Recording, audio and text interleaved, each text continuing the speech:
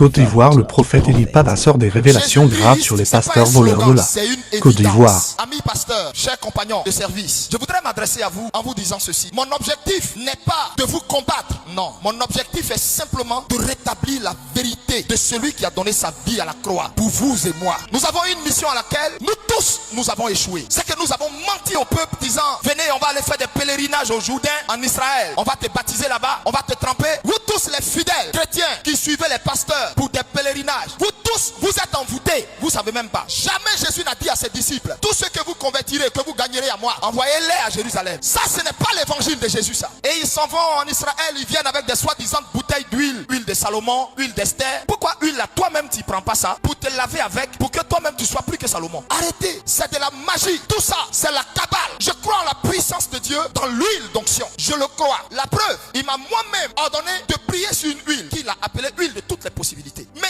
il m'a donné une instruction ferme sur cette huile. Elle ne sera jamais vendue. Tu ne prélèveras pas un seul centime dessus. En ce qui concerne tes besoins, je m'en occupe. Toi, va. J'ai entendu le cri de mon peuple qui meurt, qui pleure, qui ne croit plus en ma puissance parce que des vautours déguisés en pasteurs, des magiciens, des satanistes déguisés en prophètes, en hommes de Dieu, en évêques, ruinent l'œuvre de la croix. Mais toi, tu parleras en mon nom. Ceux qui entendront se repentiront. Je leur ferai grâce. Ils seront sauvés. Ceux qui n'entendront pas, je les jugerai. Au moment opportun, mon châtiment et mon jugement tombera sur eux et sur tous ceux qui les suivent et prient avec eux. Je vous le dis clairement, tous ces tabernacles des démons, sortez de là. On voit dans nos églises des pasteurs qui n'ont même pas 40 ans.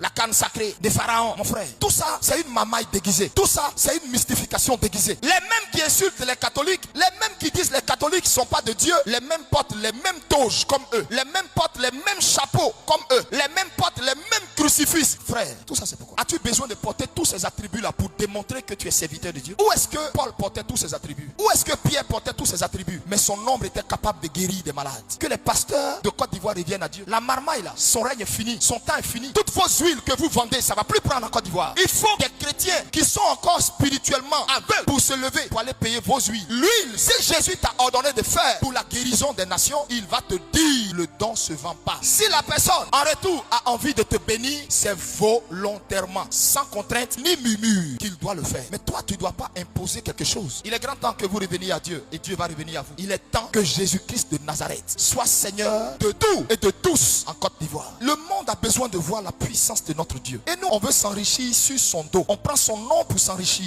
Non, que Dieu lave l'église, que Dieu sanctifie son église. Que Jésus ait pitié de tous ces hommes de Dieu qui se sont laissés corrompre. En réalité, ils ont du bon en eux. Beaucoup parmi eux n'ont pas été patients. Beaucoup parmi eux n'ont pas su attendre le temps. Beaucoup parmi eux ont été peut-être découragés par des fidèles. Mais il est temps pour eux de se ressaisir maintenant. Parce qu'un grand nettoyage va passer sur la Côte d'Ivoire. Le réveil arrive. Je crois en un Dieu miséricordieux. Je crois que Dieu est compatissant. Moi aussi, j'étais sorti des choses de Dieu. J'avais abandonné la vérité de l'évangile pour être païen. J'ai eu la force de me repentir. Et j'ai pu me rendre compte que j'ai un Dieu dont la générosité n'a pas de limite. Il savait tout ce que j'ai fait dans sa maison. Il m'a accordé sa pitié. Il m'a lavé, il m'a donné son huile et il m'a à nouveau envoyé. Donc cela est aussi possible pour vous. Entendez ma voix. Et moi qui étais censé ne même pas avoir une deuxième chance, si je l'ai eu, alors la deuxième chance est possible pour vous tous. Ayez la force de dire non, ça suffit. Sauvez vos âmes.